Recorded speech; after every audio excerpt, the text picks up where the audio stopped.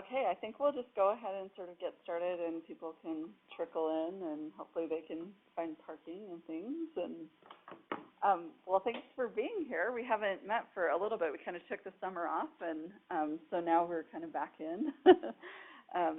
And let's see, so let me just give you a quick, why don't we go around the room first and do introductions, and then if there's anybody on the phone, just actually, let's see, is there anybody on the phone right now? Is there anybody? Okay. Okay, let's do introductions. I'm Kelly. I'm the director of the Broadband Outreach Center. We'll just go around the room and then we'll go around the... I'm Kendall. I'm the coordinator of the Broadband Outreach Center. Dr. Rogers, you have it nice.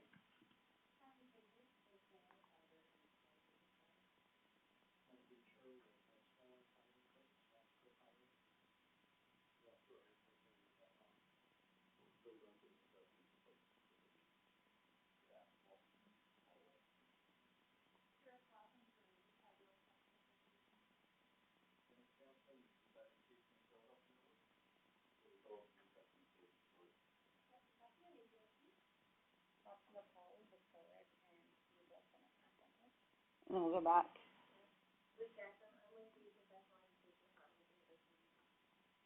No walking shot, I was just telling City.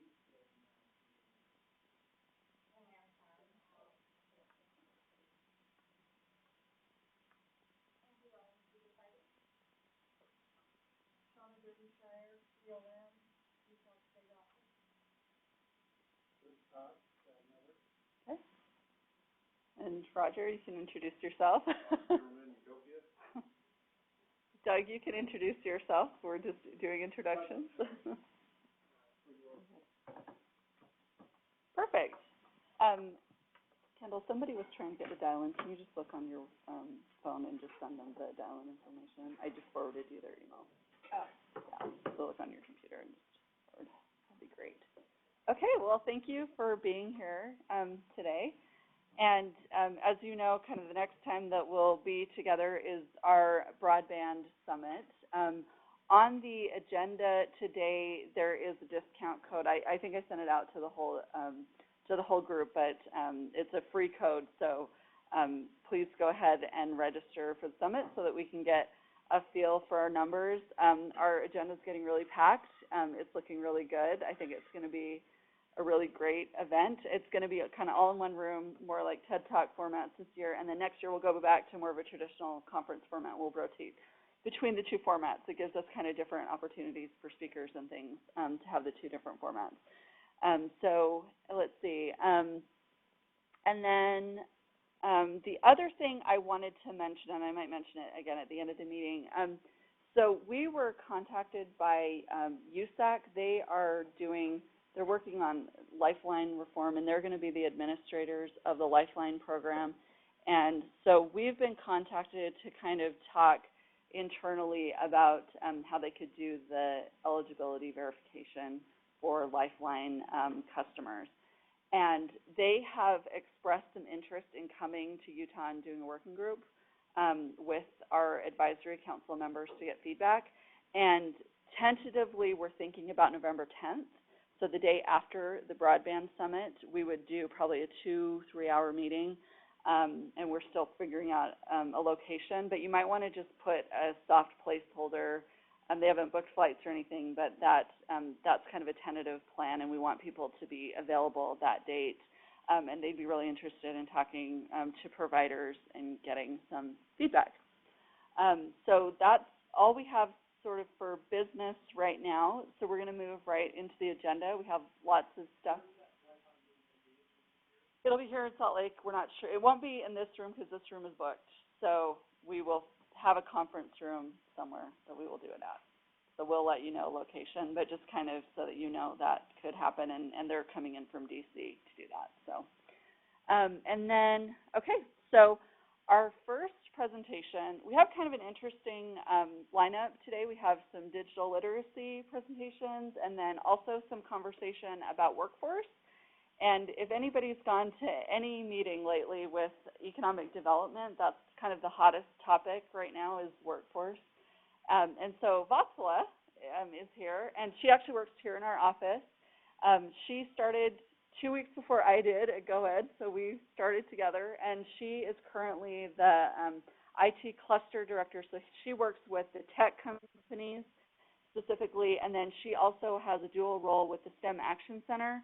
And so she is doing sort of interface between the business community and the STEM Action Center. And so she wanted to do a presentation on computer science education and talent development. So we're going to start with her and then move on from there. And I'll just put the mic by you so that people on the... Yeah, I'm not enough standing, actually. Thank you so much. Perfect. So let me just start telling you a little bit about myself. And thank you so much, Kelly. I think that was perfect. So I've been the technology cluster director for the state for about 2 years now, which means I had business services for the technology companies. And during these 2 years, I've met pretty much all of the fastest growing companies in the state. And the number one issue on everybody's mind is workforce. How do we get more computing literate, computing proficient, and expert workforce coming out of our engineering colleges? And even if they're going to some of the other colleges and pursuing other degrees, at least have them have enough background of computer sciences so they're ready for jobs. So having worked there for about 2 years, there had to be a reason why we weren't there yet. And I started working with the STEM Action Center about 3 months back in order to understand what are the real gaps in implementing a K through 16 pipeline where we have more kids coming out of high school who are pursuing more computing degrees, or at least proficient enough that they can start in some capacity with computing. So I'm here to just share some of that vision. Broadband is a huge part of it. It is the backbone. It's that one equalizer that works across continents. And really, a kid in rural Africa, as long as they have a broadband, they can be a software developer. So, and code from there. So I really wanted to present to this group because you guys in this room really represent the people who've made it happen. So let's go ahead and start. So this is a little bit of the vision. Yeah, it's going to go like that. So it's a little bit of a vision and a goal of how we see the computer science pathway. So right now, if you look at the K through 12 education system, on one side we have kids who are taking a computer science course, and then there is everybody else. And this is really high school. It's what we're graduating right now. Then on the other side, we have a huge chunk of these computing software-related jobs that are waiting for these kids to come across the pipeline and take these jobs. And right now, the only kids who are really getting there are the kids who are graduating with computer science degrees. What our goal with the Computer Science Initiative and talent development is that every high school graduate is computing literate. And let me just elaborate a little bit on what computing literate really means. Computing literate means somebody who either knows where they're going. It could mean an engineer who wants to pursue that degree. It could mean somebody who doesn't want, who really wants a job right out of high school but has a credential or a certificate that instead of working at a McDonald's is really starting as maybe a networking engineer somewhere or on IT help desk, something that is stackable should they decide to come back to education in future. Then the next. So how are we going to get there? So goal one, provide a foundational understanding of computer science at an early level.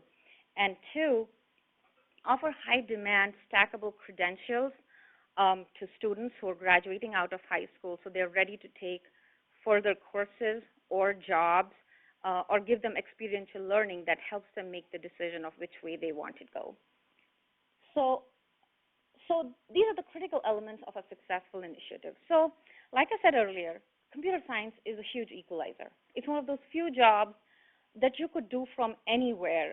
There are countries that we had not heard about that are coming up with computer science graduates and are, whether it's hacking, whether it's programming, whether it's developing software, they're coming from across, all those innovations are coming from across the world. So there is no reason that a student who's going to school in an urban setting should have less opportunity for somebody who's really coming from a very rural background. So we really see this as an equalizer between the rural school districts and urban school districts in the state.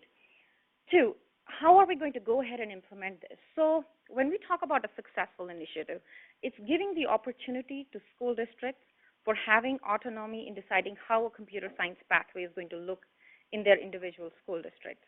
And while they have that autonomy to decide what they want to offer, we also want to make sure that there is a common framework that's going across the state where school districts in a or in a rural community that's just basically starting can learn from an urban school district that has probably gone and had their lessons and can share best practices out of it.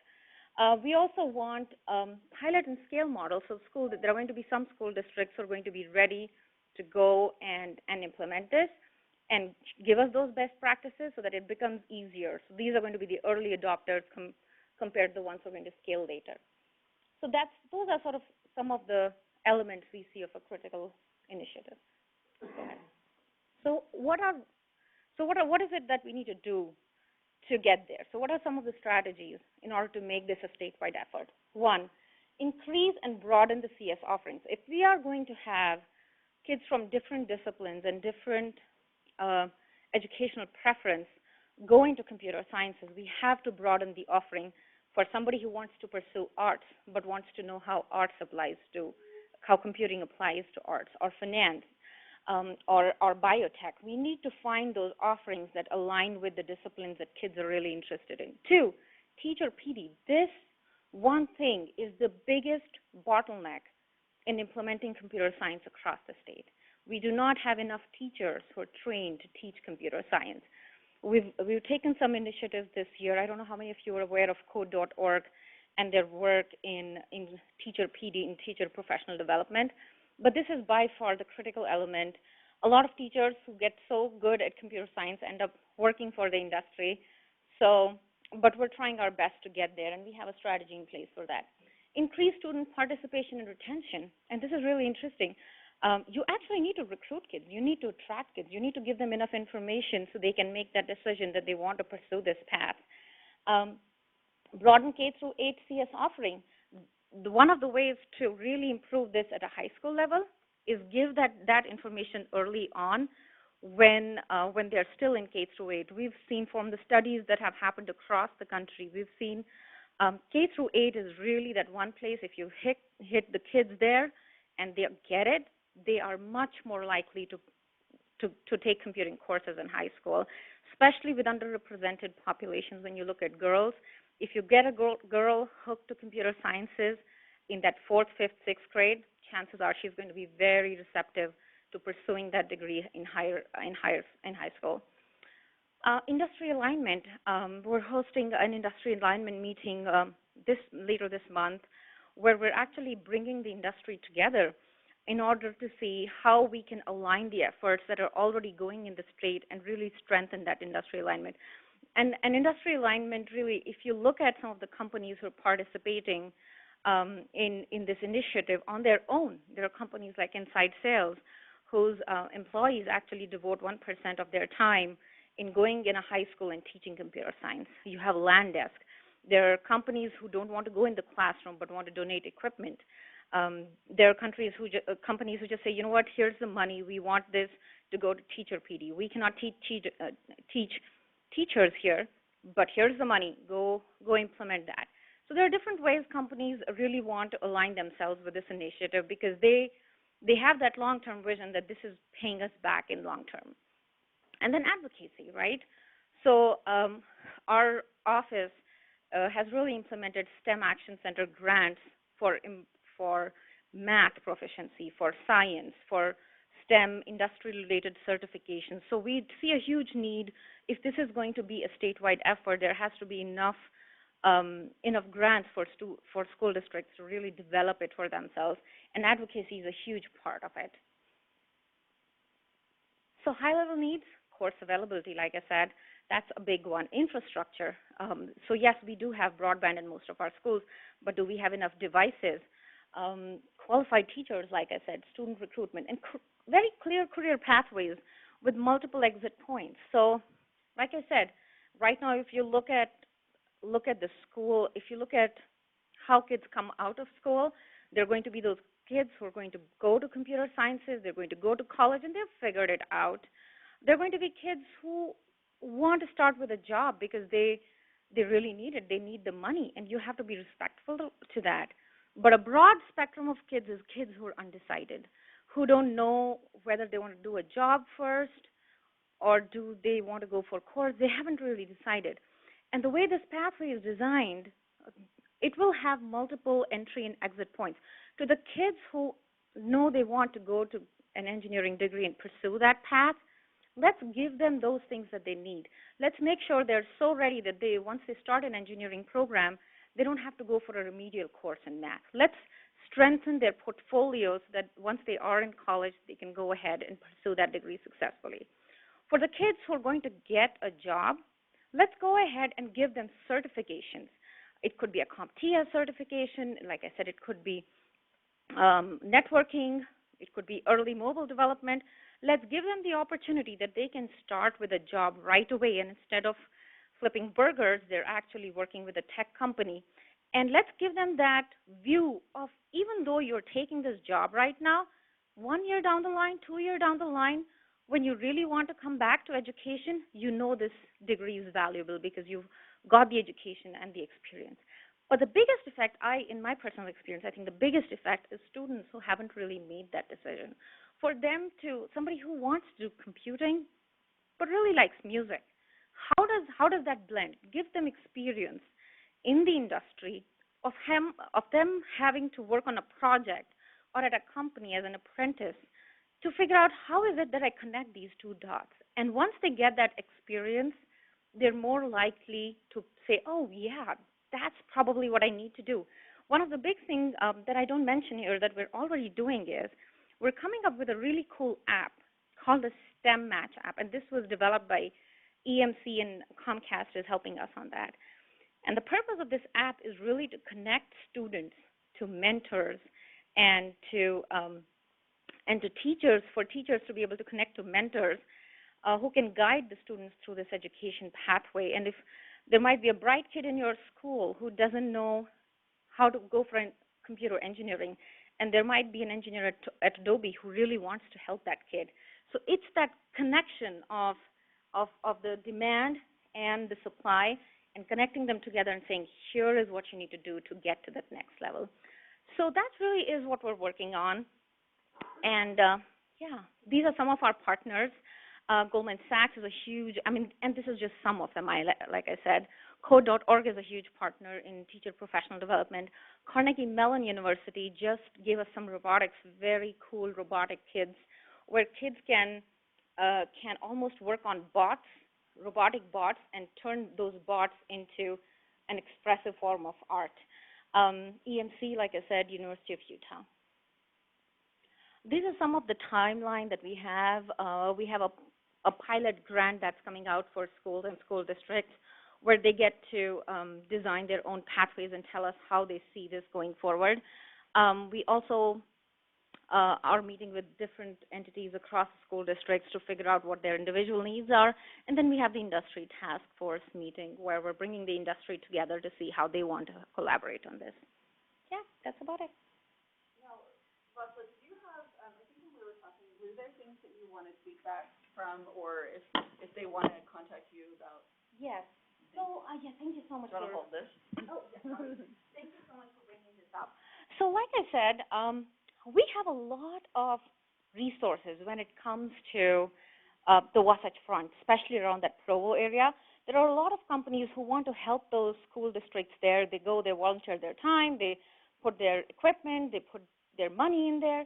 But when it comes to rural districts, we don't really have a lot of industry support in those lines because obviously industry is not there.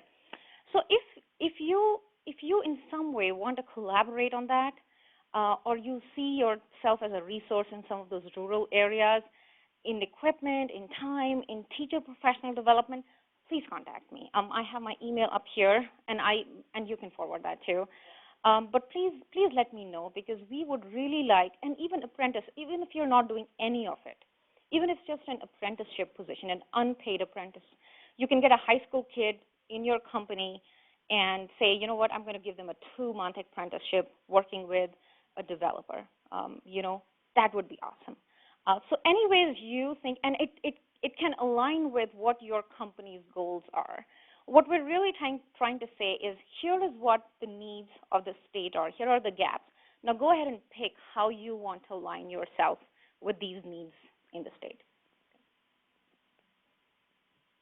Thank you. And really quickly, does anybody have any questions? Or one of the things that I was curious about just from the group is that she's talking to a lot of the tech companies around the state, but not necessarily the broadband companies. And I think the question would be, you know, are there things that your companies need to see happening in the schools that maybe we haven't thought of, that maybe other tech type companies aren't bringing to the table? And I think that if there are those things, you know, to bring it up now, or you can, you know, I can give out Václav's contact information. But okay, cool, thank you. All right, so our next presentation actually ties in with the first one, and it just kind of worked out. So Liz Jackson is with the University of Utah Continuing Education, and they do a lot of coursework, and they're actually working on developing kind of their coursework for some of the more professional certificate type programs. And so she had contacted me to see if she could come and present, and it actually tied in really well because Václav was kind of already on board. And so, yeah, Liz, if you want to come up here and just, so she's going to talk about some of the things that they offer and just any opportunities to collaborate with their office. You want me to talk into this? Yeah, talk and just hold it. Even if you're just holding it, like, you don't have to hold it. Okay, great. Not like a walkie-talkie. Okay, perfect. Well, it's actually perfect timing. I'm really excited, that's all. I'd like to talk with you further. We actually have a rural initiative that we're working on as well, so I will be reaching out. Hi, everyone. I'm Liz Jackson. I work with the Professional Education Department at the U, which is a part of the Continuing Education Department. I'm going to just move that. And so just kind of here to talk about what we do. We've been doing it for a while, but also kind of take input on anything that might say, oh, well, this isn't really applicable to our industry, maybe we can alter it a little bit, because we just try to be as up-to-date as possible with our offerings. So I'll give you kind of some information on what we do for our department. And actually oh, hey, Matt. Good to see you. So we work with EDC Utah a lot, too. And just kind of to let you know what we do and kind of what we're trying to do moving forward and possible partnerships as well. So we are an open enrollment department, essentially, meaning that anyone can enroll. It doesn't have to be a registered student. You don't have to have a UID. You don't have to be a bachelor's student or a master's student. The mission of our department is to serve as a pathway, whether that be to the University of Utah education, furthering education, other schools, or professional careers. And we really focus on training, certificates, and credentialing, and that's industry credentialing, and stackable credentials as well. So it's pretty appropriate to be talking about this after Václav as well. One thing that I thought was really applicable, we divide our courses. We have courses and we have certificates. You can do one or the other. You can do a full certificate, get a certification, get a credential, or you can just take a course. One that I thought was extremely applicable to the advisory council was our IT professional certificate, and we cover all sorts of ground in that. We do online offerings, in-class, you name it. And what we do is we do Microsoft certifications, CompTIA, we do Linux, ITIL, general IT skills, and cybersecurity, all sorts of options for students and for professionals. And what it kind of seemed was appropriate too is that we also do custom coursework, so we can bring courses to businesses and create almost an academy inside of a business. And we work with UTA, we work with Granite Credit Union, all sorts of different companies. And so just kind of to spread the word about that, I have some information here for you folks. We have course information and the IT Professionals Academy specifically. Just kind of to spread that information, let you know that that's going on and that we currently have partnerships. We're looking to form partnerships and offer that training and skills to your people. And so I will pass this out, get you the information, and if you want to look through it, let me know of any questions you have or any ideas you have. That would be fantastic. Okay? Does anybody have any questions for Liz? You might. Yeah, Lynn? Yeah.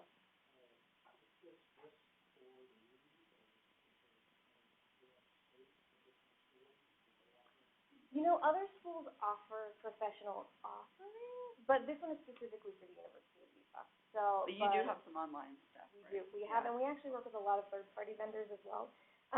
Our instructors are adjunct instructors, so they work in the field that they're teaching. We kind of pride ourselves on that, so they're instructors, not necessarily professors. But we do work with a lot of third-party vendors, and we have a Sandy location, we have a Bountiful location, online courses, and again, we can bring it to you. Yeah, actually, we have a St. George location as well. Awesome. Okay. Thank you so much. Thank you, everybody.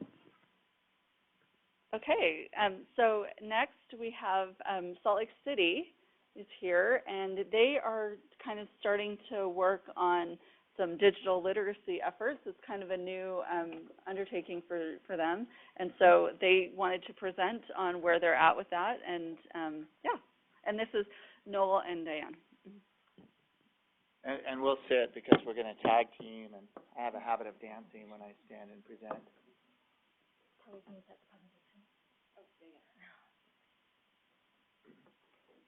So I'll get it started, and Diane will close. I can actually switch places with her, and then she.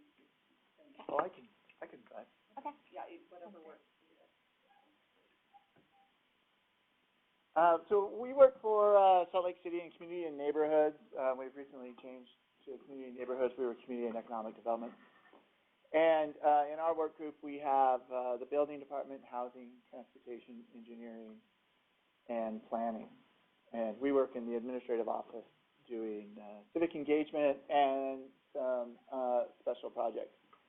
And one of the projects that we've taken on is a digital inclusion strategic plan, which is establishing policies in the city around digital inclusion, so that when we write housing policies, for example, or when we want to do some kind of programming investment, we have some goals, objectives, and policies in place that allow us to leverage funding those and give us some guidance on that. So that's something we're getting started with. Noel and Diane. We're basing this largely off of what we call our Plan Salt Lake plan.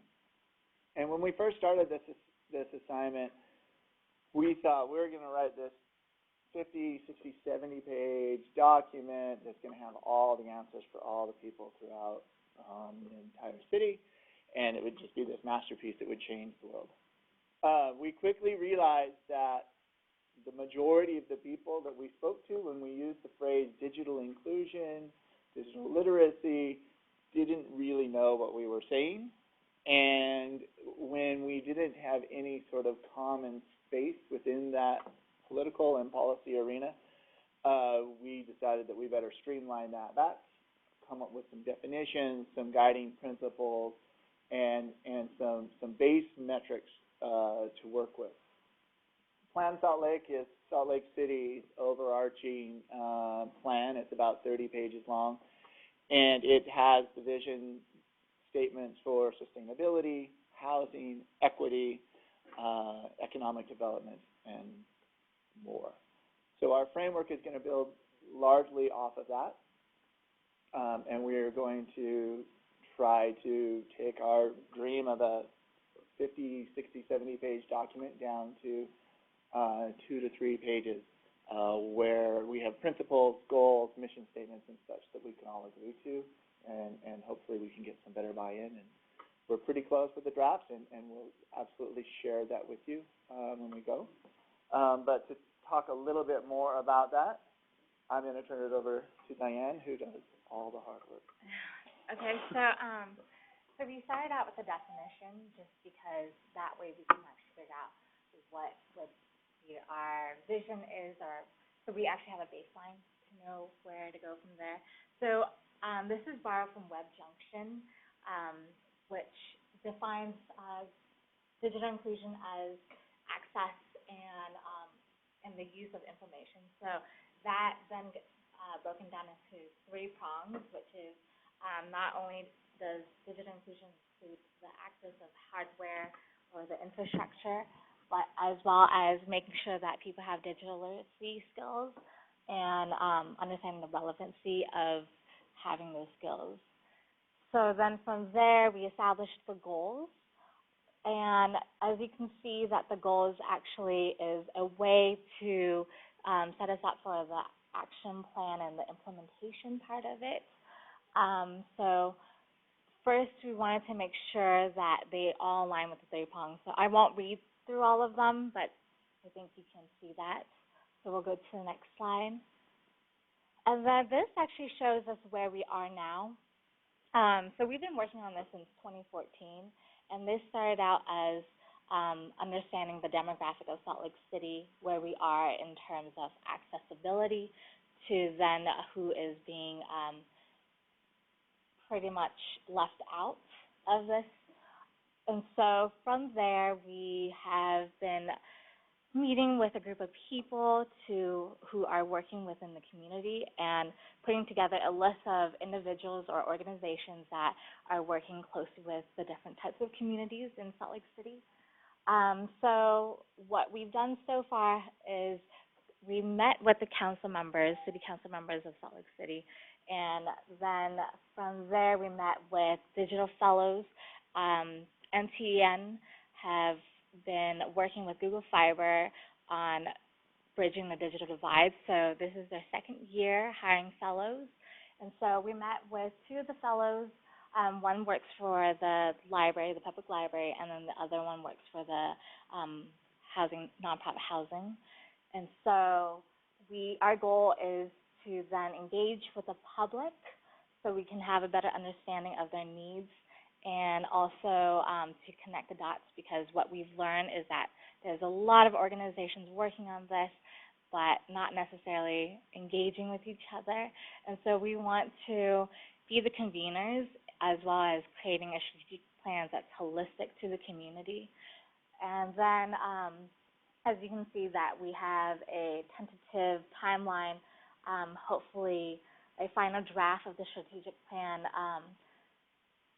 that's transmitted to the city council by next summer. Initially, it was a lot sooner, but this might be more reasonable. So then after that, we have been doing a lot of case studies too, so you can go to the next slide. We've been doing a lot of case studies, and it shows that a lot of cities have not adopted a strategic plan on digital inclusion. There's only less than a handful, but a lot of cities are interested in this, so Salt Lake City wants to be proactive about it. And so it would be, I think, Austin, Texas was the first to adopt a strategic plan. They have been working with the university there to identify the community. And then Seattle and Portland recently adopted around the same time this year. And then recently, Kansas City have agreed to adopt a strategic plan in 2017. So we want to be part of that group of cities to adopt the digital inclusion strategic plan. So that gives you an idea of where we are. I think that's kind of where we're at. I think just, I think what we're talking about builds a lot on what Sala is talking about around opportunity, right? Salt Lake City sees itself as a space where, we're becoming hyper-connected with opportunity and growth, and we want to make sure that our residents aren't left behind, right? That we make good investments in policies that support the people who live there. We're anxious about, becoming some sort of San Francisco-like situation where we push our people out because all the talented people start moving in. And so it's one of these things that we feel is really important to make some investments in right now. And we'll be circling back with you soon. We are trying to organize an event. Our other project is the homeless siting process, so that's been kind of a time consumer lately. But we are definitely trying to get this other event put together quickly, which is largely trying to convene those who do the work in our community and start letting them tell us where the gaps are, because we recognize that the city really isn't going to be the people that do the work. It'll be all of you and those folks who do the training and the education and such. So, any questions?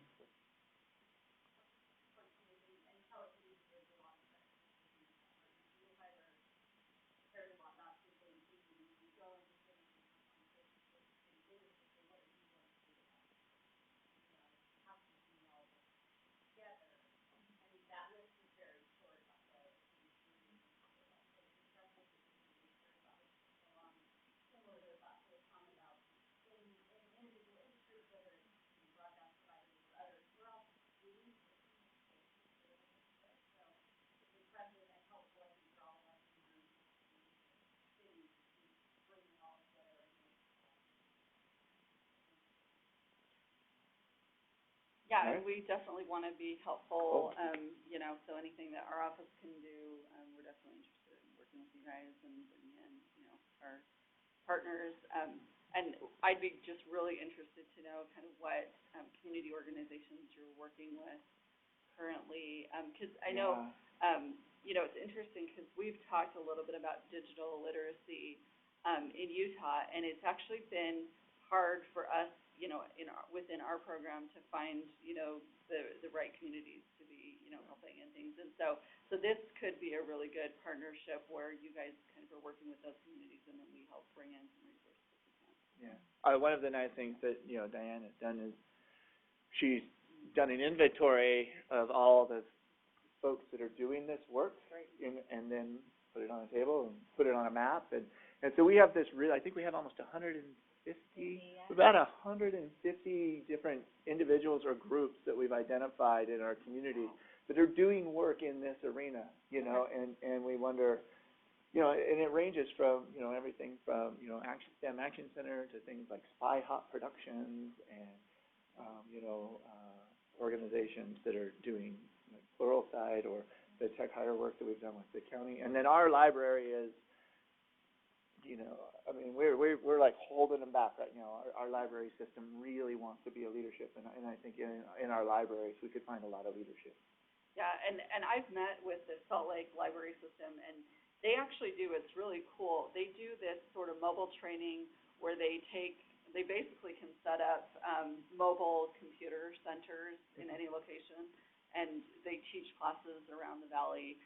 But I would love to see that list, and if there are community computing centers that we need to put on, I think I sent you a map of what we have, but if we're missing things, we definitely would love to kind of see what your list is and see how we can be helpful in that effort for sure. So. Okay. Well, thank you for the time. Thanks. Okay. Okay, so we're going to move into some sort of regular updates that we have. So first, we're going to hear from UEN. I think Dennis is presenting today, it looks like. Do you want to come up here, or you can grab a microphone? Yeah, can you grab the microphone and just turn it on? Yeah.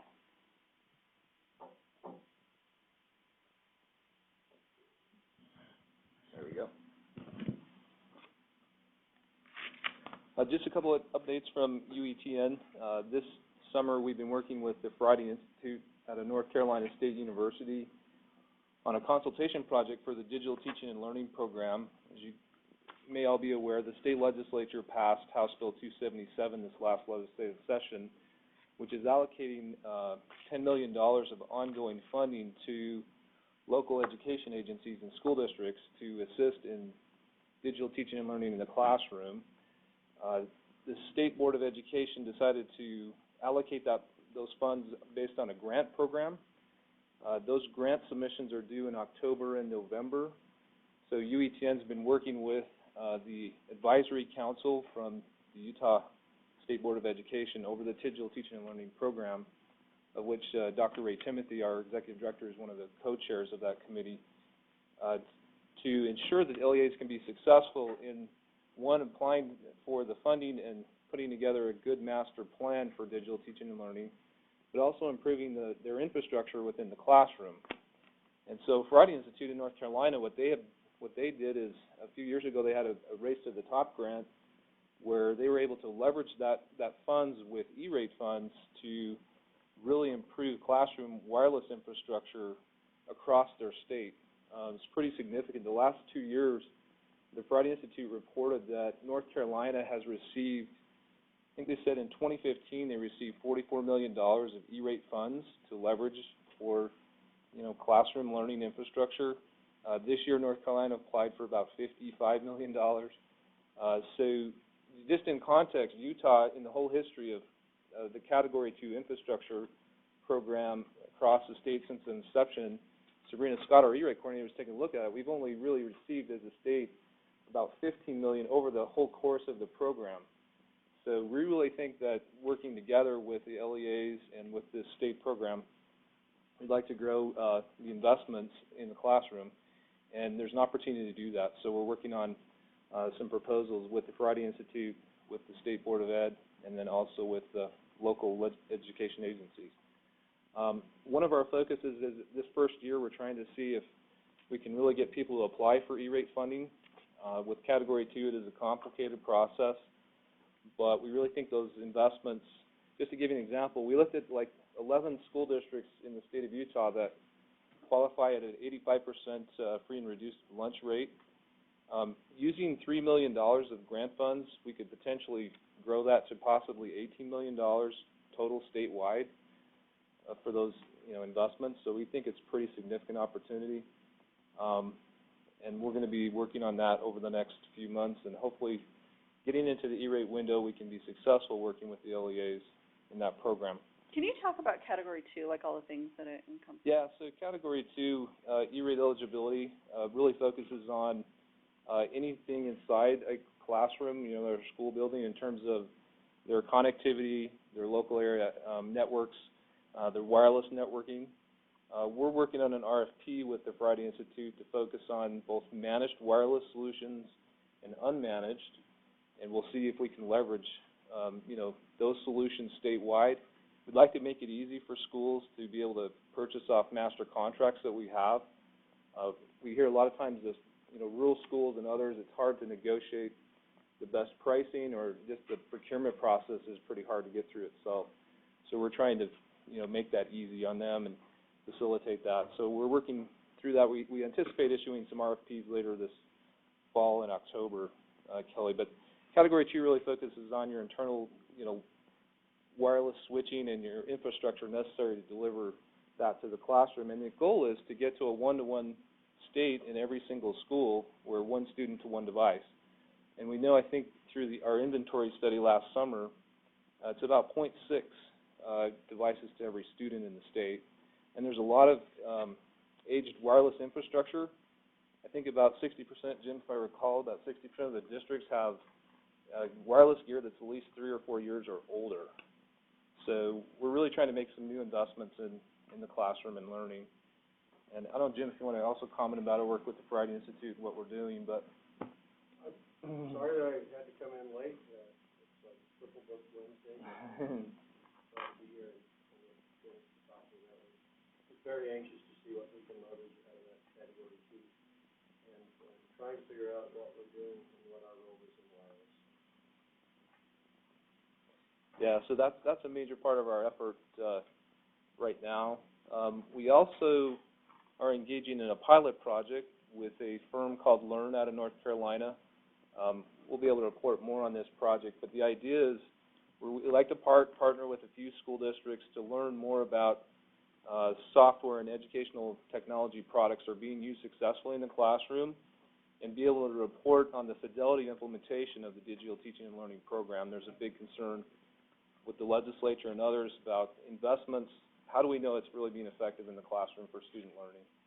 So we think there's some real potential with the Learn pilots, which we're beginning this next few months. Those will go for 12 months. Kelly, we could probably give a more detailed presentation on that another time, but just wanted to briefly let you know that was going on as well. A couple of other projects we're really excited to kick off, and Lynn was very instrumental in helping us, and of course Strata Networks. I know Bruce is here, and Dave and others. This fall, we're starting an environmental assessment with Strata Networks to begin a fiber project to build fiber between Vernal over to Manila and also over to Dutch John. And it's been a project that's been several years in the planning process and the discussion process, but now to actually see it, actions are being taken to move this forward. We're really excited, and we discussed that with our board this last board meeting, and we're excited for that to begin. We'll have to see in terms of what the environmental assessment shows, if there's any mitigation or other things that are not considered right now within the costs. But we believe, I think, Dave, you think maybe by May, if everything goes well, we can begin construction. So any other comments that you have? Welcome your comments. But it's been a huge effort. We're working with the 6-County Infrastructure Coalition, Kelly. the Daggett County Commission. There's a lot of people that are excited about the opportunities, both economic and educational, for this project. The Manila Clinic contacted us when we were out meeting with the Daggett County Commission. They're really struggling with their bandwidth in terms of what they have. They have a 5 meg DSL line there, and they'd really like to see some improvements as well. And one of the things I talked to Don about, if we can get this fiber infrastructure out there, they're looking at opening a public library that would give public internet access for students and families, so we think that would be great too. A few infrastructure projects to highlight from this summer. With Strata Networks, we recently turned up 10 gig from Heber to Roosevelt. And then with the Salt Lake County Library System, we just turned up a big 10 gig pipe for all the Salt Lake County libraries. So we're excited about that. And working with Brock and Emory Telecom, we've been doing some upgrades for Grand County Library and Monticello libraries. Several libraries around the state now are getting upgrades this summer. Helper City, Payson, Brigham. They all need more bandwidth. Surprise, surprise. And then Park City Library. And then with Utopia this summer, we just turned up the first 10 gig connection. I don't think it's in the state, but probably to a charter school, Roger, for the American International School of Utah in West Valley. It's in the old 49th Street Galleria building. Great project. We don't actually know how they're using all that bandwidth, but we know that they need it, and so we're excited to learn some more about that. Jim and I talked about even going out and trying to meet with them, but I don't know if you know exactly what they're doing as far as. No, it's a big building. Yeah. A lot of students, right? I wonder if they'd let us go tour it and find out what they're doing. Yeah, but we're excited about that project. And then Jeff Egley couldn't be here, but I know Jeff has been instrumental on working on the San Juan County fiber project as well. We'll be issuing another RFP this fall, but Jeff and Jim have just really been advocating for us to begin trying to build out fiber from Blanding to various areas in San Juan County that currently are served by our microwave system. And, Jim, do you want to make any comments about that? I would. Can you grab the microphone? You had to push down, or on, no, the other one, just keep, yeah. Hold it down until, okay, thank you. We started putting in gigabit Ethernet services over 12 years ago. And the first 105 sites were already fibered by the legislature from the mid-1990s, and that was really easy. And we've found ways with federal dollars and state dollars and contracts that roll up installations into one big package and waive installation fees and things like that. But these are really the last sites that we have not been able to get connected. And these, if you go for the low-hanging fruit and then you go up the tree, these are the really high fruit in the top of the tree that you fall off the ladder trying to get, and that's what it feels like a little bit. Jeff and I have been trying to figure out how to make this happen. It's going to be about a $10 million project to get 6 or so sites, but there's a huge economic development issue here, and that is that as we've been down there and as we've stayed at hotels there where you couldn't hardly get email, let alone try and stream something or do anything interesting with the network. And for businesses, there's been a group there that we've been meeting with for 5 years. Steve Corbido started it back years ago with Gil Gonzalez from University of New Mexico. And I don't know what it's going to take to do this, but the major issues that we have are, one, that the rights of way are going to be incredibly difficult to secure. 2, we have 2 years once we award this to get it done. And 3, we've got to guarantee that $10 million to whoever the winner is of the contract. And so that's an awfully big amount of money for UIN to bite off, and we can't do it. So we need help, we need partners. We appreciate what Lynn has been able to do with us in the Duchesne and Daggett area. But we've got to figure this out. But we're dedicated, and Jeff and I personally talked to all 3 of the commissioners in San Juan County. there's one that's a CPA that he hedged a little bit. The other two are just absolutely supportive that we keep Navajo Mountain in that. Navajo Mountain almost doubles the cost. We're talking about 200 miles of fiber there. But until the fiber is in the ground and until they can have access to that, they will be forever challenged and at a disadvantage in that area, both in terms of the network, but more broadly the economics of that. So anything that you can think of, anybody that, we're talking to anybody we can. We're going to go down to Window Rock and talk to the leaders of the tribe. We've talked to the Oljita chapter. There are 5 chapter houses in the Utah area. We're going to talk to every one of those chapter houses. We're going to get, we've had calls from the Navajo Health system, and they are willing to put in some money. They are willing to support us in this. And so if there's anybody else, and we're just taking names and talking to anybody we can to make this happen. So, and the other thing is, right now it's a $10 million project. If we can get E-rate to pay for it, since we're in the second year of them waiving the cap on capital investments, it's a 95% discount. So this is something we can bring $9.5 million of value for $500,000 and a lot of work on UEN and many other people's part to make this happen. But it's our best chance, but there's a closing window, and we've got to take advantage of that opportunity. So 500,000 is what you need to leverage. And you remember when I ticked off what the problems were? That's not one of our real problems. I mean, we can find that $500,000. It's these other areas of having to secure $10 million to be able to do it, of having to get the rights of way in this.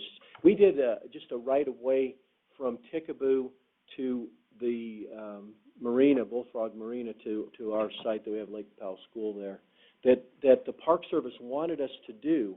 It took us over a year just to figure out how we needed to pay the fees just to get this done. Once we got that done, it became fairly easy, but that took a year and a half to conclude just that alone. So 2 years is a very narrow window for us, and we need all the help we can get on this. But we're very dedicated and anxious to make this happen. Certainly something that we will keep going, and we've talked to our board about it. And my thought on it is that we will keep going until we absolutely come to a hard stop where we just can't go any further. We're going to keep putting time and effort into making this happen as much as we possibly can. You mentioned Daggett, you mentioned locations in San Juan County. Are there other places as well that you're? There are a couple of others. There's Hanksville. There's Boulder, probably, that's not fibered up yet. There's another handful around the state, but you're talking less than 10, probably less than 5 complete everywhere else if you add everything else together. Yeah, and these are the really hard. Well, and these are the ones that you're trying to get that limited window. You got to think about Boulder. Where would they pull the fiber in from? Probably from Hanksville. Well, Hanksville doesn't have fiber. You know, it's not going to come from Escalante. So there you go. That's Bam, just like Boulder. But you know, there are things that happen, and hopefully we'll pick those up. But we really are talking about only 3 or 4 other sites around the state that won't have fiber to them if we can get this done. And then the work begins inside the school, as Dennis was saying, so, yeah, and I mean, these projects, we've been kind of involved in some of the conversations with them, and I know that when we did the Atlas, when did we do this? Last year, early last year? The Broadband Atlas? Yeah, so when we did that Atlas, the first thing that stood out to me was Daggett County, because we had done, to see from the beginning of the project to now, and that's just an area that hasn't seen a lot of change in their infrastructure, and it was one that was sort of a little bit off my radar, but then looking at those maps in particular, they definitely are in a lot of need in that area, and the fact that that's going forward is just a huge victory for the state. Well, and that's happening not because of UTN, but because of Strata and UTA, or UDOT. Yeah. And Lynn, what she's done with that, because they've really been wonderful partners and between them have partnered with us and really are making that happen. And we couldn't have done it without them. We can't do it without them. So that's a great project. We're very excited about that. The discount's not quite as great, but it's still, and it's, I think, isn't it about 70 miles of fiber? 67 or 77? So it's not as big a project, not as great a discount, but it's just every bit as important. And when you think about all the problems we've had just with the reflection off the lake, trying to get microwave and keep that going to Manila from Dutch John, and then the fires that have been there and all the other things that have just, it's really been a big effort to just keep that going. I don't imagine having fiber in the ground or aerial would be any less problematic in some ways, but at least it'll be more capacity and serve more individuals, right? We're excited to be able to help monitor our national parks and state parks and all those recreation areas. It's seen such a boost in traffic. If you've tried to go to Zion in the last year, don't go past 8 a.m. You can't get through, and so this is really going to help us try to help manage traffic up through that area, and so we're very excited about that. Well, thank you, and we really couldn't have done this without your help, so we very much appreciate that. Yeah, and I mean, it was, UDOT was really, I was in the room, talking to them, and just, that being able to kind of look and see if you were able to make sense, make it work within, your timeframes. I think really appreciate all the level of collaboration with Strata and UDOT and with UETN. And I think it's going to be a huge victory for the state, probably a good case study on how to get some of this stuff done. And, I always I'm just so proud of, some of the things that happen in Utah and the level of collaboration, because, I talk to my counterparts in other states, and they're always able to get some of this stuff done. So I don't know if, Bruce, you want to say anything about it at all, but I know Strata's making an investment in this too, so we're not carrying all the weight in this.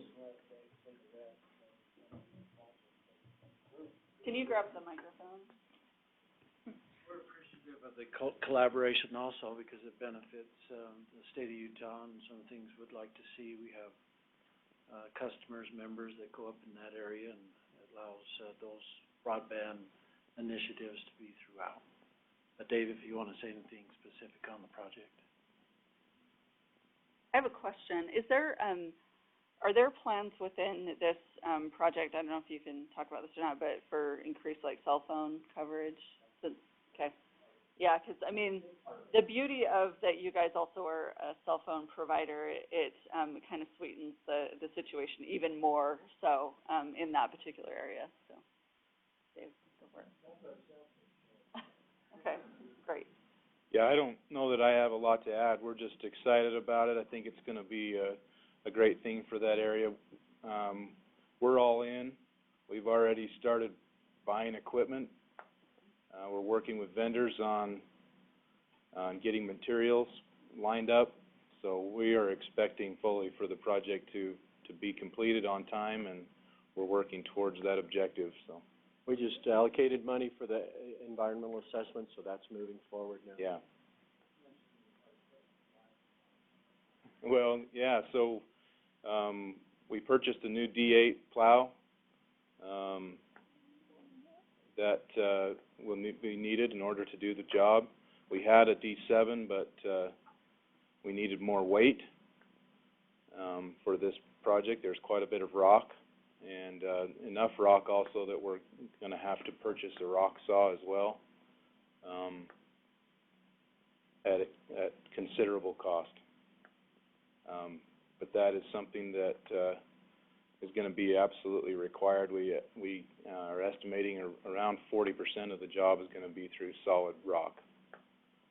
We're going to have to be at, with UDOT's participation being in their easement, we're going to need to be 5-foot depths for the majority of the route. There may be some opportunities for variance, but there will be a significant amount of rock that's going to have to be done. We've been taking some trips to see some different pieces of equipment that can handle that type of work. So that's between 30 and 35 miles of rock, you think? If that's Yeah, that's about right. Oh, wow.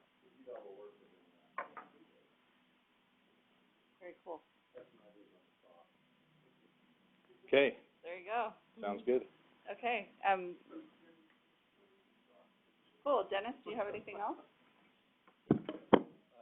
Just briefly, the Utah Telehealth Network and the UEN network were merged a few years ago, as you guys know, and those efforts to continue to bring both the infrastructure and the organizations together are continuing. UTN's contracts are going to be expiring this December, so we're looking at ways to work together on UTN projects that are now UETN projects. So, thanks a lot, Kelly. Cool. Thank you. Okay, so our next item of business is just a FirstNet update from Cordy. Do you where is he? Oh, do you want to come? I looked right past his, like, he was right here. Do you want to sit up here or do you want to sit there? Okay. Okay, so I think we've just briefly go over FirstNet's timeline. They haven't really changed much since their May 31st changes. So the RFP was released then, and pretty much everything stayed the same. They're still planning on their awarding their partner by November of this year. And if they can manage to do that without any other problems, then we'll probably see some draft state plans mid-year next year. And once we've had time to review those and turn those back in, then they're going to do a simultaneous release of that state plan, the finalized plan, out to all the governors, which will start the 90-day clock. So governors' plans are going to, once the governor makes that decision, and then anybody that opts out has till about August of 2018 to have that plan in. So it's going to be a little bit of time before we see anything happening there. They're still planning on starting their initial build to launch towards the end of 2018. So since that time, we've had a few meetings here in Utah. We had our governance meeting that we held here. Had about 40 people that were there, 40 from various local, state, and tribal entities. The topics of discussion kind of centered around a little bit about timelines and the state plan, but the biggest discussion talking points there were the LMR versus LTE. There's been a lot of confusion about what FirstNet is going to do and what it won't do when it first hits the street. So we had some discussion about that, making sure that we are educating the leaders and our elected officials that we need to maintain our LMR system for at least the next iteration of technology. Some of the other discussion there in that meeting was the rural versus urban build-out. And just recently, the FCC released a report and order where they, I guess a lot of folks have been petitioning the FCC to put some rules in for the rural build-out so that it would match the urban build-out. And they've decided not to do that. Just read their decision. They said, what we find in light of the build-out obligations and specifications of Public Safety Spectrum Act and the specific terms in the final RFP, there is no need at this time to establish additional commission rules to ensure rural coverage or any of the other requirements for the renewal of FirstNet's license. So they're looking at the RFP as being enough rules and guidelines, if they follow all that and get their partner to do that, that they'll meet their rural milestones. We don't know what they are yet, but they're supposed to have matching milestones for rural and urban. But the FCC felt like that they didn't need to make official rules from the commission for that. So they're hoping that will be met through the RFP. The FCC report is 16-117, if anybody's interested in looking. It's a 40-page document. It's kind of long. Also, another meeting we had was we just held the Region 8 CTT meetings, the QPP, Quality of Service Priority Preemption. CTT is consultation tasking. You probably know that. We met in Bozeman, Montana. We talked a bit about a lot of the discussion was around users and devices and applications, network coverage, capacity in rural areas again, and establishing local control across boundaries. And this handout that I brought it explains some of the conceptual framework, and it's just conceptual right now because they don't have a partner yet, so they can't really define this permanently. But you can look through this. It just talks about the users and how they're defined, and what makes a primary user, what makes a secondary user, what's quality of service, what's priority, what's preemption. These are all conceptual. Once the partner's awarded, they'll be able to permanently define these things. Just what defines a user and how they're going to be handled on the system when there's a priority need.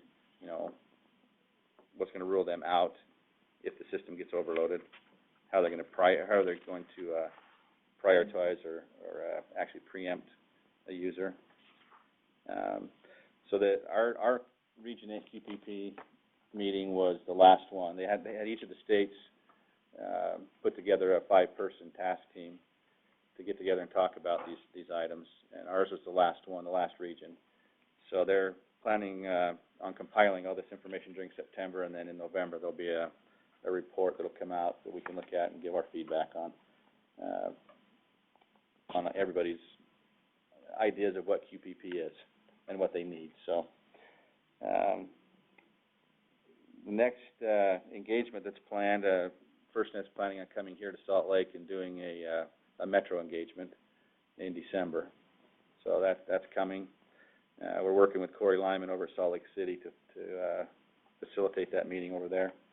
As we get more details on that, I'll send that out to you, Kelly, and then you can publish that to everybody.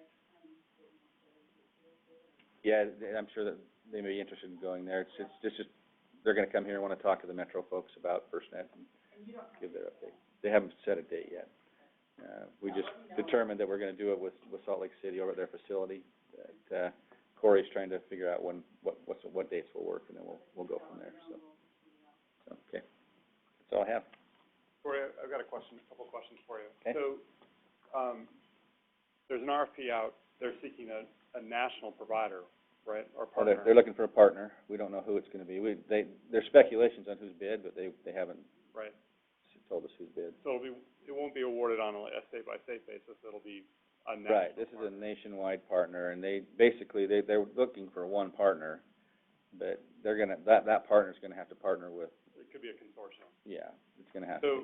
So the follow-up, you mentioned that there's going to be a state-level plan for implementing the public safety broadband network. Right.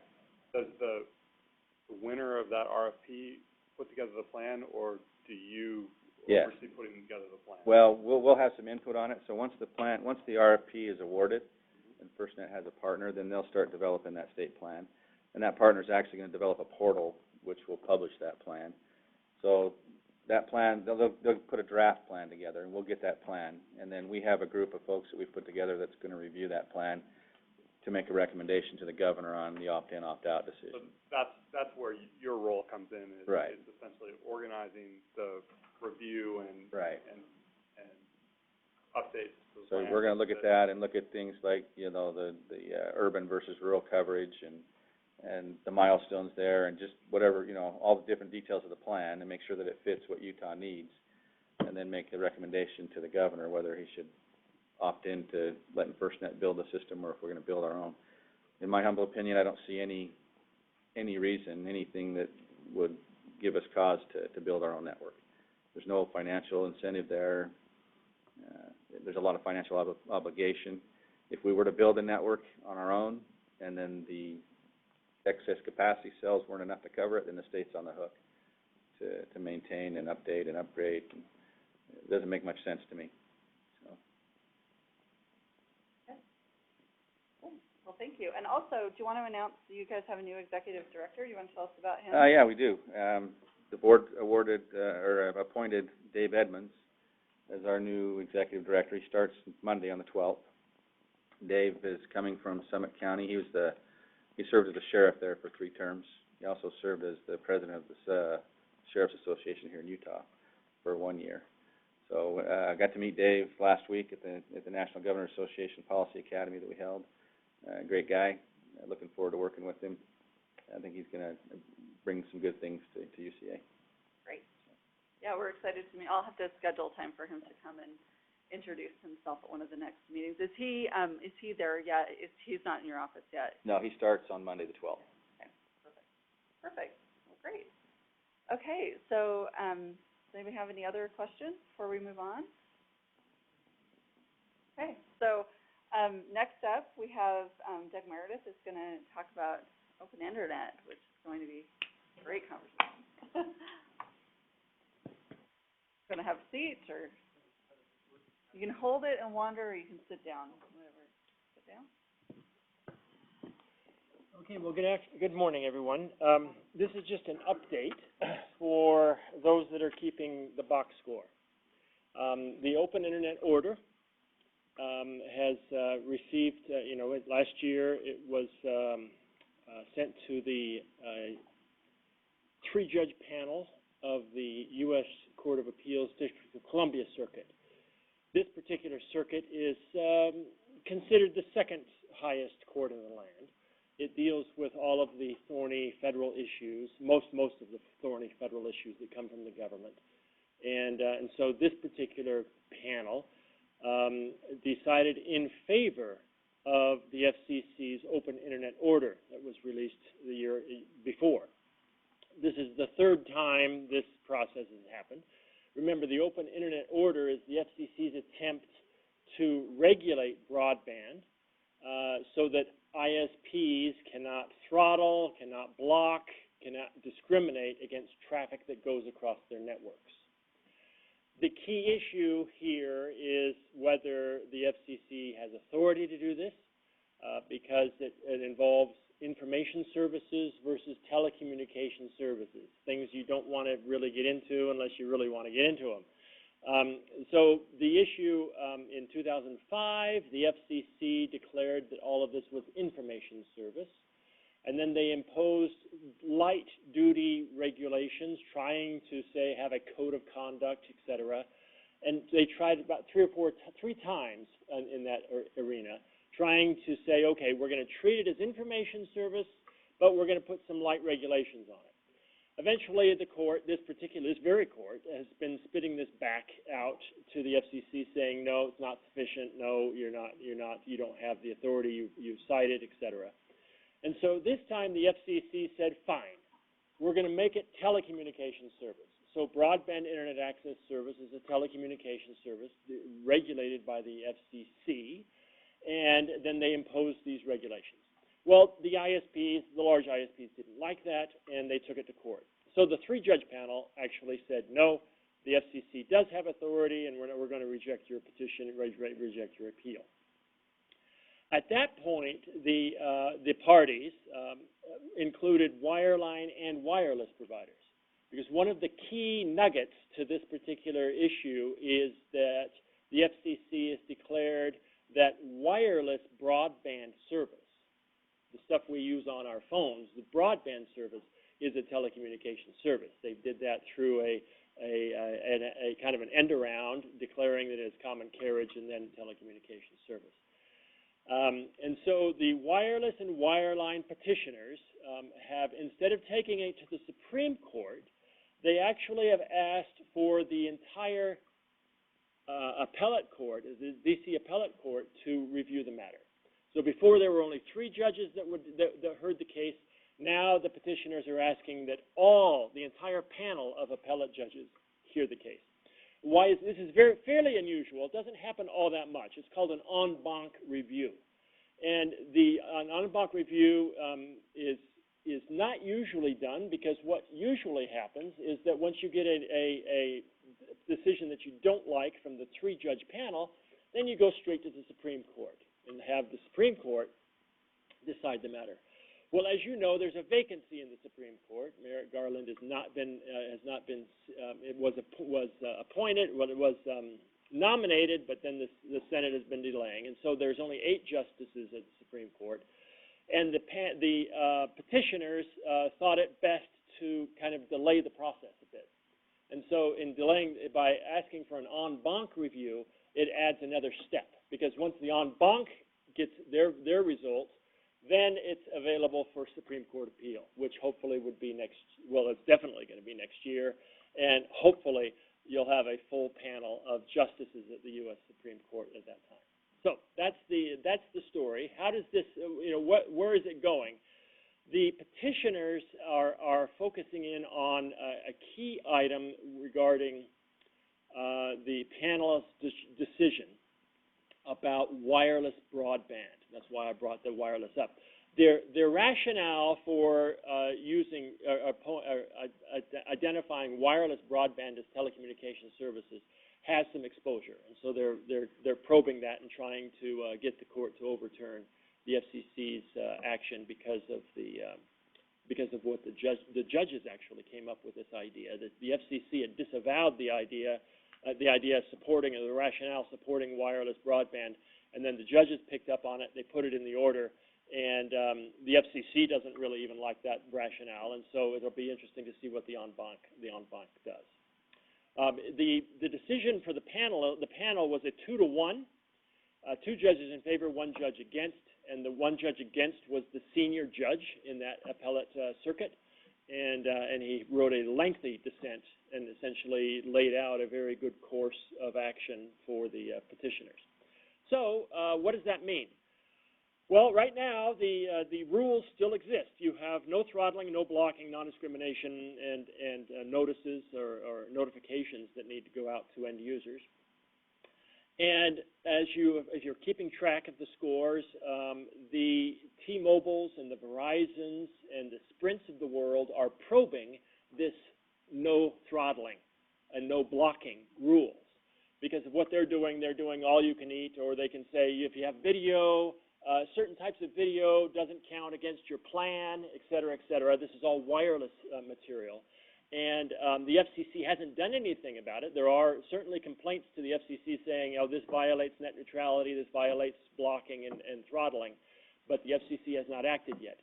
A postscript, a very interesting postscript to this whole drama is in the Ninth Circuit in California, the AT&T was taken to court by the Federal Trade Commission because they, as you recall, AT&T had a wireless data plan for iPads when they first came out that was all you can eat, unlimited. And AT&T then throttled back those grandfathered customers saying, well, after a certain limit, we're going to lower your speeds, we're going to throttle you. And they didn't announce that properly to the customers in 2010. Well, the FTC claimed under Section 5 of their authority that the AT&T's action was illegal and there should be enforcement against them. Well, it turns out that Section 5 excludes common carriers from FTC actions. And for the last 60 years, since the mid-50s, this has always been associated with actions that a common carrier would take. And so it was an action-based criteria. You would only have the FTC not have authority if the common carrier was providing a service that was a common carriage service. Well, it turns out that we've been wrong for the last 60 years. And the Ninth Circuit illuminated us and said that the FTC's exclusion is status-based, so that a common carrier does not have, or the FTC does not have any jurisdiction over a common carrier, regardless of whether that common carrier is providing common carriage or non-regulated service or hot dog stands. I mean, it doesn't really matter. It's because it's the legislation, the law actually says that the common carrier is excluded from FTC enforcement. We thought this was going to come up because of the open net neutrality order, and there was lots of brief on this issue saying this is now a common carriage and so forth. But the court said, no, I'm not interested in any of those arguments because I'm deciding this on status only, not on activity. And so that'll be it'll be interesting to see if that goes forward to the Supreme Court. But that's the box score right now. We're probably in the 7th inning. We have a couple more innings to go before net neutrality or open networks either are the rule of the land or not, because they're in this appeal process. Are there any questions on the state of affairs? This affects wireless guys or ISPs significantly. because the rules apply to the ISPs, they don't apply to the edge providers. So Google, when it's not not an ISP, can do lots of things. But then but AT&T, because it's an ISP, it doesn't have much content, edge provider content, has significant regulations on them. And so the FCC's process is kind of creating an unequal playing field with ISPs being caught in the middle, and that's what AT&T is screaming about. Yes.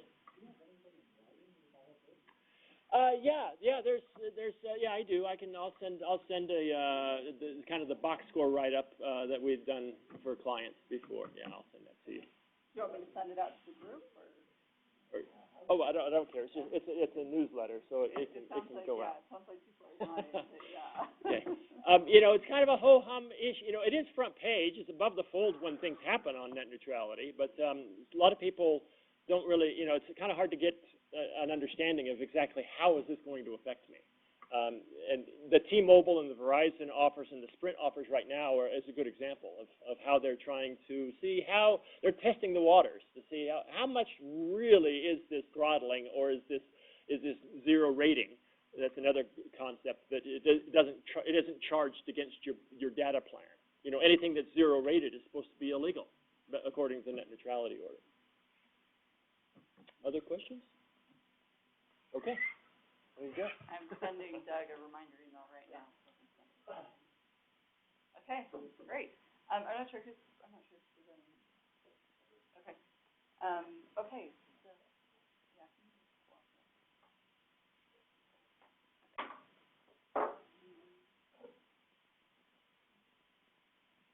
No. Are we putting it over first?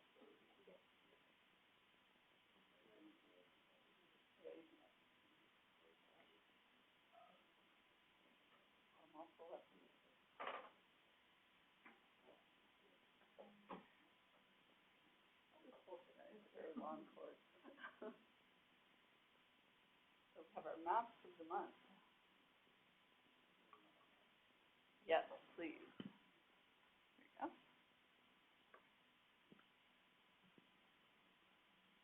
There you go.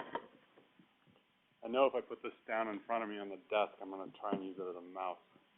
Yeah, put it on the wrong. See if this works. I can tell you it makes a lousy mouse. I'm sure it does.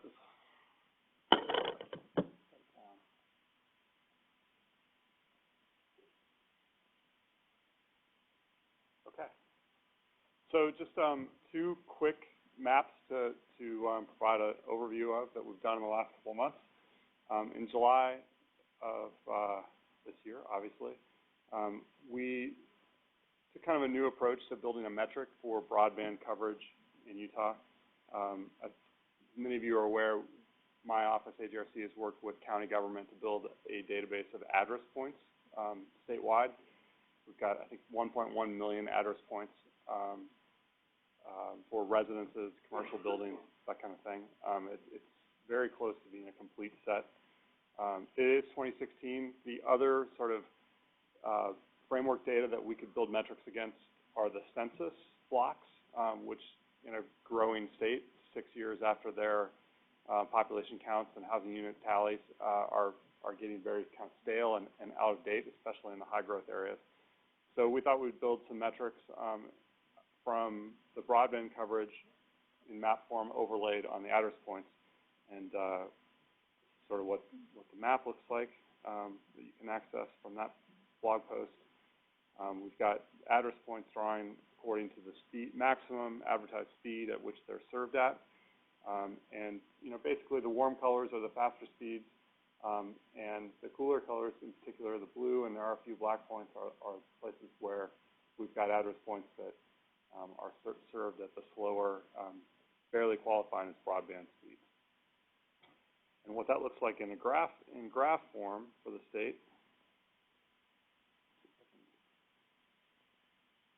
So just tallying the number of address properties served by the maximum advertised speed range, we get a graph like this, where, of course, the vast majority of address points in the state are in the urban areas, and are covered at, great, very, very adequate speed.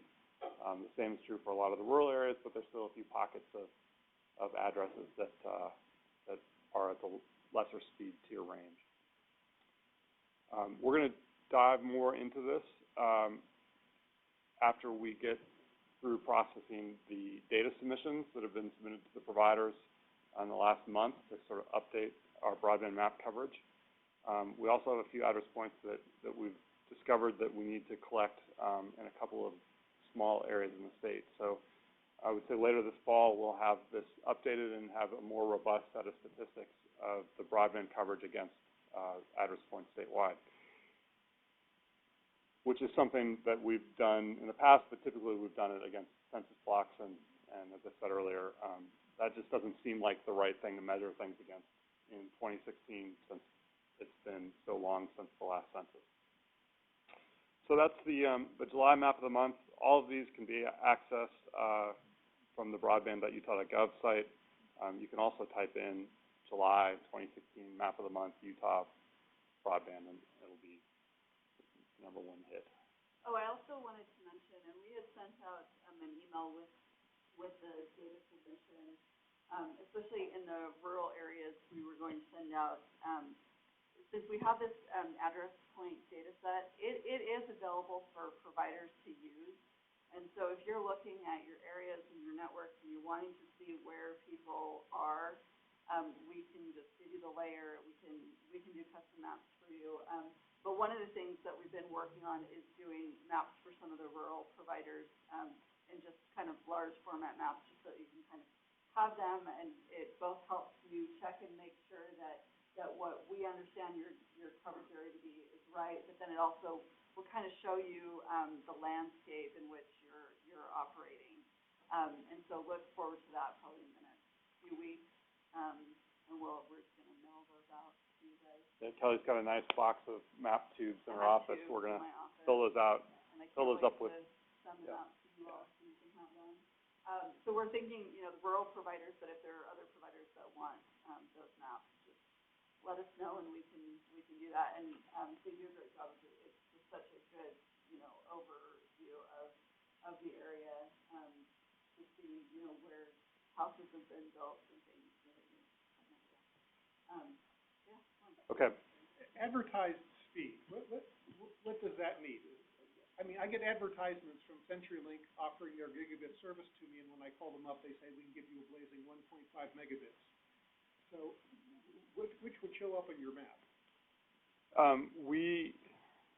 I think we've been very fortunate to receive advertised speed at more or less at a block level that is consistent with what the providers are capable of providing. Actually delivering. Yeah, because if you look at providers' networks, like if you were to look at Comcast or CenturyLink or whoever, and you start playing with speeds, you'll see that they are reporting different speeds in different areas.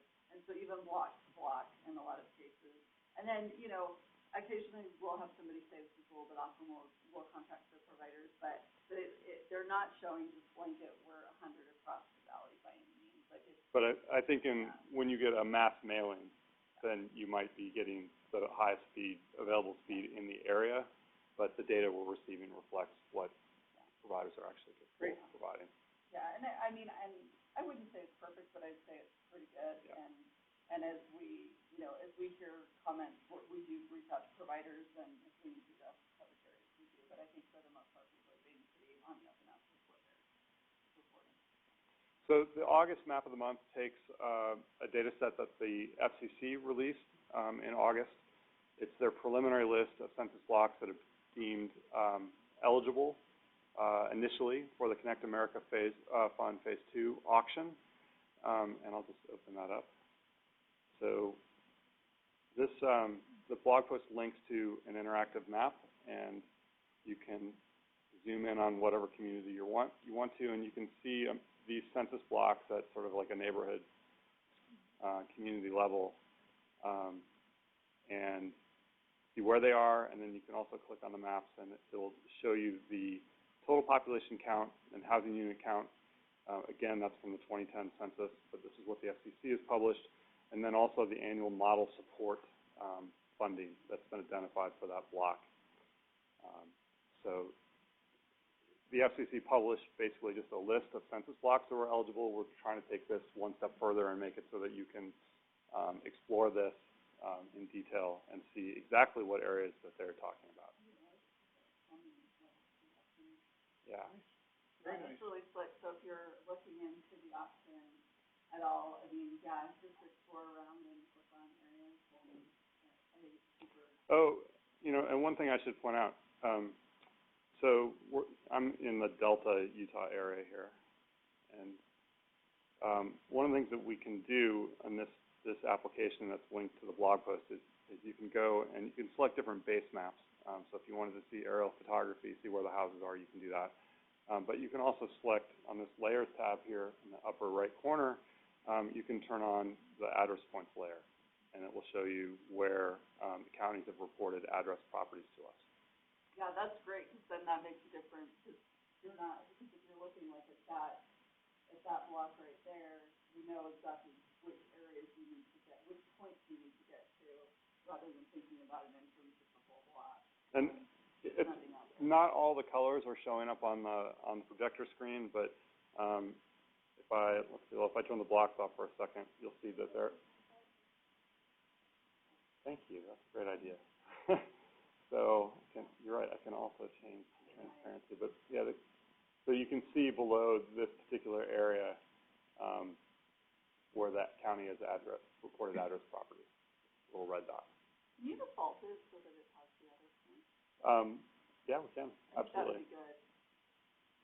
Absolutely. So just a little interactive map to try and make what the federal level folks are publishing more accessible to people who want to dive into this in more detail. Does it have coordinates?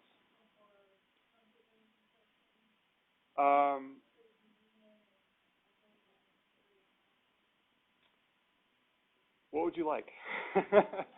Might be the easiest.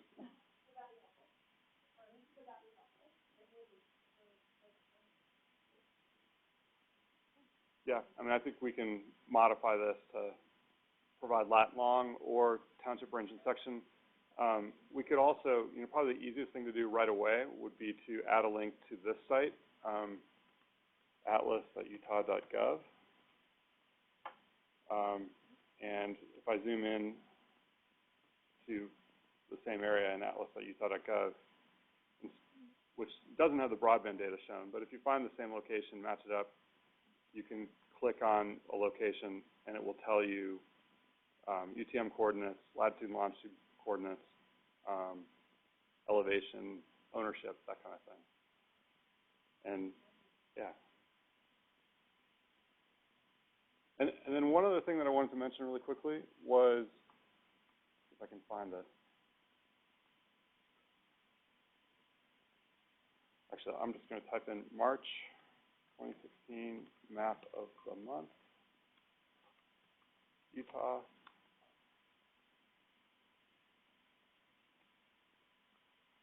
Dennis was talking earlier about UEN and I can't remember what you called it, the sort of some class of E-rate funding that was available. We did do a map of the month series in partnership with UEN in March that has interactive maps of device counts per student by school district and Wi-Fi access points per classroom, age of Wi-Fi gear, the kinds of things that you were mentioning were critical. We've got this information from the survey that they conducted in map form also. That's what I have, Kelly.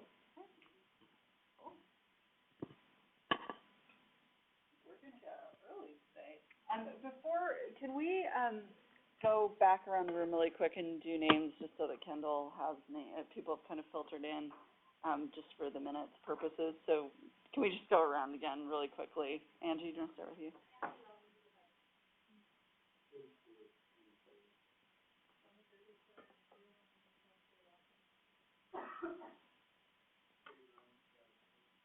Bruce, did you?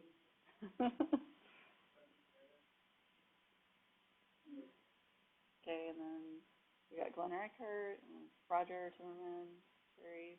I'll let you keep.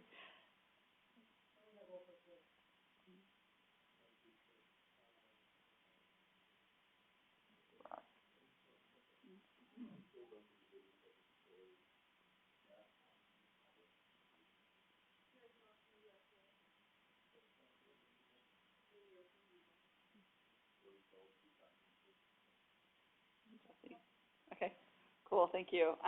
And I just, since a few of you might have missed just the beginning updates, on the advisory council agenda, there's a discount code for the summit, and so feel free to use it, and feel free to let your friends use it too. It's not, yeah.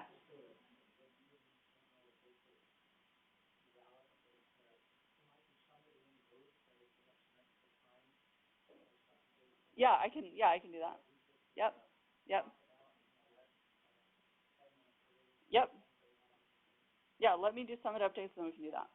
Okay, so so there's a discount code for the summit, so feel free if you want to give it to employees, whoever, just give it to whoever you want.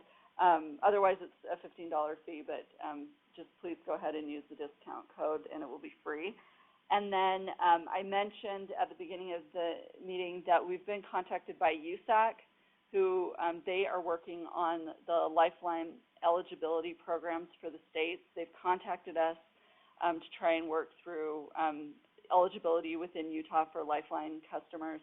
They want to do an in-person meeting with providers and with our stakeholders. Tentatively, we think that it's going to be on November 10th, so it'll be the day after the Broadband Summit. So please mark your calendars. It's not totally fixed, but it's looking good, and that'll probably be a 2-hour meeting from probably 10 to noon. So if you're coming up from out of town and you want to go to the summit and then stay the next day and go to that, I think it'd be good for them to get some provider input on what they're trying to do. And let's see if there is anything else. Yeah.